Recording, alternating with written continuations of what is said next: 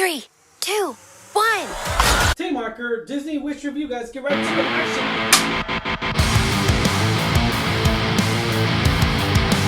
What's going on, Alamo City Movie Talk fans? As always, I'm your host, Ryan Diego, Ryan680. And this is Alamo City Movie Talk, guys. If you have not already, if you are new to the channel, be sure to like, share, subscribe to us. Hit that subscribe button. Get the little bell notification and get notified for movie reviews in this case, or trailer reactions. Pretty much everything we want to talk about here at the Movie Talk Studios, guys. And thank you for making us a part of your day. And let's get right to it. Be sure to give us a thumbs up on this review, and let's get right to it. Angela, obviously, we're talking something very magical here in this film right here, and obviously with our Mickey ears and everything, it's a Disney film. We're so excited, we're so ecstatic. This is the last Disney movie of the year of 2023, and without further ado, this came out, this is actually coming up, the release date, of course, of today, which was a Disney fan event, not just by Regal, but by all Disney itself. Released this film very early. In fact, they released it in accordance to Mickey Mouse's 95th birthday. Wow. I know that little commemorative thing they had at the beginning of the film. Oh, it was so beautiful. Cool. It was beautiful. It was cool to see. I don't think Walt could have ever imagined how much of an impact a character is. It's such an icon. They even mentioned it. It's literally 3 circles, and it's one of the most recognizable symbols, icons in the world. And that's entirely crazy, but happy birthday, Mickey. Happy birthday, Mickey Mouse. But let's get right to it. Angela, what are we talking about today? So again, we're reviewing Disney's latest and last film, animated film of the year, Disney's Wish. Wish will follow a young girl named Asha who wishes on a star and gets a more direct answer when she bargained for when a troublemaking star comes down from the sky to join her. It's kind of weird worded right there by IMDb. Thought that was kind of weird. Wish will follow a young girl. Okay, cool. So a star pretty much comes down from the sky and everything. And the thing is, let's talk about this, Angelo. What did you think? I know if you haven't seen our out of theater reaction, be sure to check that out as well. But what did you think of this more in depth story arc? I mean, what did you think of the villain, the story, was the Disney magic there? Talk to us. Oh yeah, absolutely. So I know we had seen the trailers going in beforehand, so we kind of get the gist of like the story. Mm-hmm. There's a king, he rules a kingdom. Yeah. Everyone views him as good, but in reality, he's not so good. And I gotta say, I know we talked about it briefly in our reaction, out of theater reaction. I agree with you 100%. I think this character, this villain, is so believable. Like he's essentially turned mad to where he's so fearful of losing this kingdom that he built and created because of his backstory, that he has in turn turned into the very thing he has sought to protect his kingdom from. So very classic, very simple. And I gotta say, I loved Chris Pine as Magnifico. He voices him. Yeah, I think he's great. And I gotta say, I am thinking music wise, this is on par with like how great Frozen was. I hope it has a lot of the gusto and a lot of like the feels of Frozen, because Frozen was like a phenomenon, right? A global phenomenon. Disney paid to keep it in theaters for several more weeks past running time. So I say musically it's kind of on par. It's getting there. It kind of reminds me of how it was when Frozen. It was such a global phenomenon. I loved the music. Loved it. I gotta say, we were listening to the soundtrack as we were driving home, and I loved the song. I know the main song plays in the trailer, but I gotta say, and I was like, I don't want to listen to the whole song. I want to be like, the first time listening to it wholly, I want to see it in the film. And it was just so magical. It was so great. What did you think? So, I first got a glimpse of this at CinemaCon, which came out earlier this year, around April time. And Disney did release, the first few minutes of the song Wish. And I gotta say, the song Wish is a very good song. It's a very strong leading song to lead up this animation film. I think that Disney did a great job when it comes down to marketing, when it comes down to this film. Granted, though, I know right now because of the SAG, it's finally over, the actors and actresses are able to promote it, and they are promoting it. Not maybe entirely, we'll see later this week, but I know Thanksgiving's coming up. So regardless, though, this movie comes out this coming Wednesday, and I gotta say, there's so much villainous moments in here that I just loved. There were so many Disney we always talk about this all the time. We talk about a Disney movie is the hidden Mickeys, right? But there's so much more than that. There's actual intentional Easter eggs, not just. I mean, we kept like, there's the Snow White apple there. There's just so many mirrors. It represents Snow White, represents Beauty and the Beast, represents Maleficent. Yeah, everything. Alice in Wonderland. It's great to Sleeping see Beauty. all those references. It was so great. It was so magical to see them, and it's done in like a funny way because you're like, oh wait, did I catch that? Am I crazy? Well, see, the thing is too is that like maybe they were intentional, but at the same time they're not like forced at you. They're like just there. Like, oh my god, look at this, look at that. You remember this? Doesn't that look familiar? Mm-hmm. And there's so many elements of all these Disney characters. So many different. Just 100 years of so much Disney characters in here, and I loved it. I really did. Cool, yeah, there was really cool moments in here, and I gotta give it credit to when it's due, and credit is due the boys because Ariana, Ariana, she her moments in this film, guys, where she's singing the Wish song just gave me chills. Academy Award winner. And I just, there was nothing more when it comes to her character. She was made for this character. This character is made for her, vice versa. And I feel like it did her credit. It did her credit on the vocal level, did her credit on the acting level, on the voice acting. And I felt that was really good. I thought that was splendid time here. Now, I know we talked about this off camera, but would you agree, and call me crazy, guys, as far as Disney goes, we're talking about Disney live action. We're talking about Disney animation that came out this year. Not the Star Wars, I know no Star Wars came out, but no Marvel, nothing like that. But as far as a Disney property goes, live action and which Little Mermaid, Elementals, Pixar, would you say this is the best animation film or the best Disney movie this year? Yes. Okay, hands down. Gotcha. Yeah. I agree with you. I wholesheartedly loved Ariana. She was great. She was. Loved her singing. Oh my gosh, beautiful girl, so beautiful. I loved her as a character. Like, she was so expressive. She was so. You just love the character. You want good things to happen because she's such a kind spirit, Mm-hmm.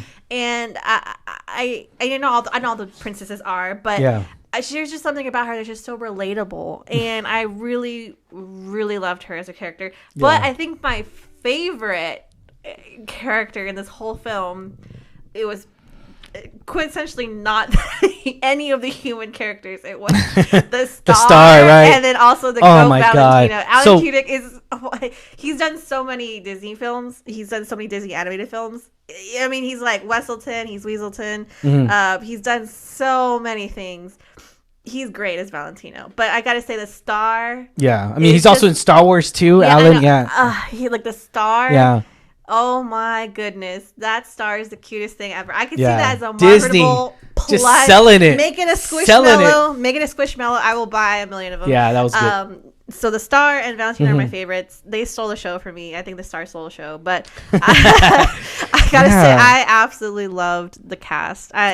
Reading through because I knew it was Ariana DeBose was Asha going in. Yes, we knew Pine that. Was Magnifico. Yeah. And Alan Tudyk was the goat. But reading some of the cast, I saw a couple familiar names pop up, and I was like, oh, that's really cool. So you might recognize some of the other cast as people in other projects you've liked. So I was pretty pleasantly surprised. Rami was in here as well. He was one of the friends. Safi, I think. Safi, yeah. And also Evan Peters from I know him from American Horror Story. Simon. I think he was Simon. Yeah, he was Simon. There you go. Yeah. So I think the cast exceptionally did really great. Kudos to everyone who did, and I love the animation style.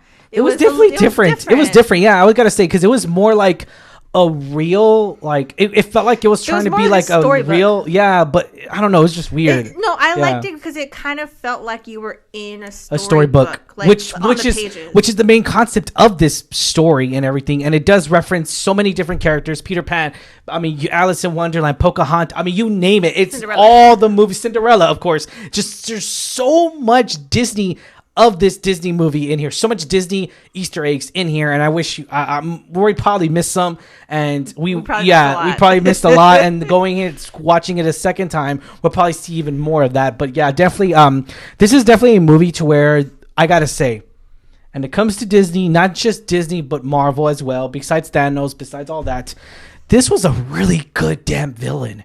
I thought this villain was very good. It was portrayed very well. The intentions were so real. There was just a lot of character development with his character, and I love that because it's just a loss. He doesn't want to feel that loss. It's so human, even though he's magical, right? Because it's in the story. It's in the trailer. He has magic. He's a sorcerer.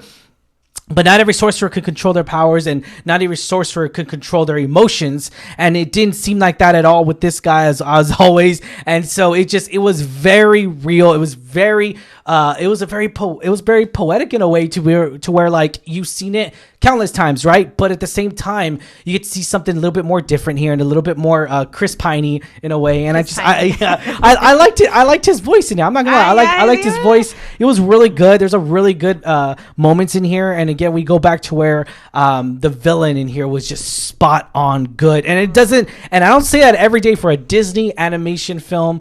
I don't say that a lot. Too much. Besides Pixar, I'm not counting Pixar, but yeah, I mean, even though they own it. But also, like, with every film, obviously the villain loses, right? Yeah, they're defeated at the end. But this one almost seemed like it was almost like at the edge. Yeah, but, like, which is finally good. Yeah. I also really liked how he was defeated. Like, it was pretty interesting and open ended, and you kind of wonder, But I say overall, I loved the character arc of all of the characters. Yeah. I like the overall takeaway, the message, what it really means to like pursue your passions and, don't be afraid to, really seek and try and be what you really wish, like what you're wishing for, your hopes and dreams are for, like never lose sight of that. So I like that overall takeaway from there. I think it's going to be relatable. And that's the thing too, is that I think this is, I know it's crazy to say this, right? I mean, everyone always says this. Obviously I never met Walt Disney, but I would think this is like the perfect villain against Walt Disney, because it's someone who keeps their wishes. And granted, he's always been about making your dreams come true, making your wishes come true. This is like the perfect villain to be the other side of of that. And I love that. That was really good. Again, this might have been intentional because of the fact, I mean, there's so much the Wish Upon the Star songs in here as well. There's just so much Disney in here. I feel like that was intentional by the writers, by the creators, by the directors, by Chris Puke. But yeah, I gotta say, and there is an after credit scene. One after credit scene, guys. It's cute. It's nothing like spontaneous. No, it's very Disney magic. All right, was this film we deserved? Yes. Rating 1 out of 10. Tell me the highest. I'm going to give this rating.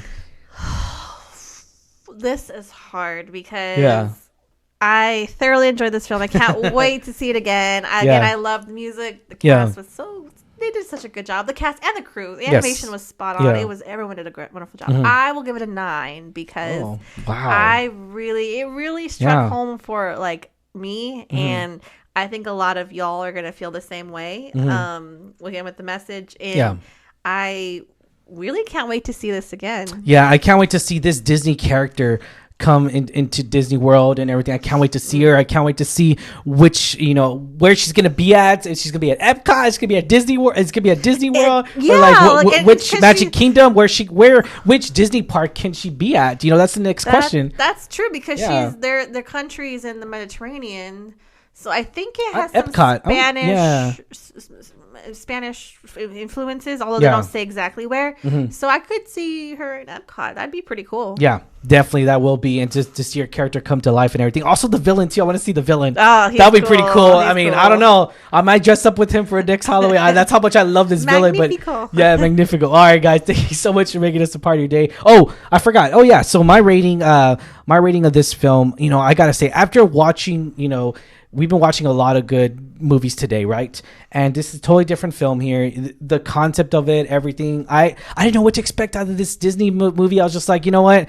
Let's get it over with. It's Disney's. It's like they haven't had a good track record recently. But regardless, needless to say, I Was this a good theater experience, a grand theater experience? Yes. Was this have the magic pixie dust that all the Disney films, most of them do have, 98% of them do? Yes, it does. I gotta say, it does. It has it, 110% it does. And was this the best Disney movie of the year? I gotta say yes. I gotta say definitely, counting all, like, not Marvel, of course, not Star Wars, nothing movies came out of Star Wars anyways, but regardless, just as far as Disney goes when it comes to the live action and the animation, I gotta say this is the better movie here, and it's story wise, and that's the thing too. It's a very directed story. There's no cleverness. There's no, like, it's straightforward, and which I think the audience will appreciate that. Yeah. It's straightforward. It's not trying to be too clever for its own good, like Buzz Lightyear. I think that's what fell with Buzz Lightyear. It also is, like, silly. So I think, like, it has its moments where it's just very, like, you can't take, things too seriously. And it has those moments where it's, like, silly and goofy. But also, like I said, it doesn't get lost. Like you say, the message is pretty simple, straightforward. And I can't say enough good things about this. It's a really well done film, and I hope you guys check it out. Definitely. I'm gonna give it a 9.4, guys. 9.4 rating. That's a little bit higher than Angela. Yeah, I can't believe it, because when I think about this over and over again, it's more and so the story, right? But at the same time, though, it's the nostalgia of all the Disney stuff. They mix it in here, and I think they need to do a little bit more of that. I feel like with this concept, they're trying it out. I feel like this is like a test. I feel like they need to try that a little bit, not try to create a Disney multiverse, right, where Mickey shows up everywhere, and that'll be pretty cool too at the same time. But granted, that's not realistic. But that'll be cool at the same time, though. Just saying, like Fantasia all over again, Fantasia 2. I don't know. We'll see. But all right, guys, thank you so much. We do recommend this movie, guys. At the Alamo, we do recommend this film. Alamo City Movie Talk does recommend this movie at a theater near you. Be sure to check it out, guys. Coming out this Wednesday. As always, I'm your host, Ryan D. aka Ryan 680. I'm Angelique Cabral. And this is Alamo City Movie Talk, guys. Any more final thoughts, Angela? If you're on the fence about this, just go see it. I think it's a great family film, especially as the holidays are coming. Yes, yeah. With Thanksgiving and Christmas, with kids being off. I think all the family's going to enjoy this film. It's either this or Napoleon. I mean, it's totally two different audiences. I can't wait to see Napoleon, but they both also come out the same week. Thanksgiving's slasher movies, but I don't want to recommend the kids. Well, not slasher. It's a war movie, but yeah. No, like Thanksgiving. Oh, Thanksgiving, yeah. I forgot about that. Yeah. Yeah, I know another Marvel. But again, movie. Different audience. You know what I'm saying? There's not a family other movie coming out this week, so I do recommend this movie. The Marvels is still in theaters. Oh, yeah. And then also Trolls. Yeah, but you're going to go see Wish. You're going to, because of the fact it's Disney's 100 years. You're going to go watch it. That's all I'm saying. Support this film. All the people that put hard work into this film. Yeah, definitely, guys. All right, have yourself a wonderful day. Be sure to subscribe to us on our Alamo City Movie Talk page. And thank you for making us a part of your day once again. Have a good one. Catch you later, San Antonio. Peace.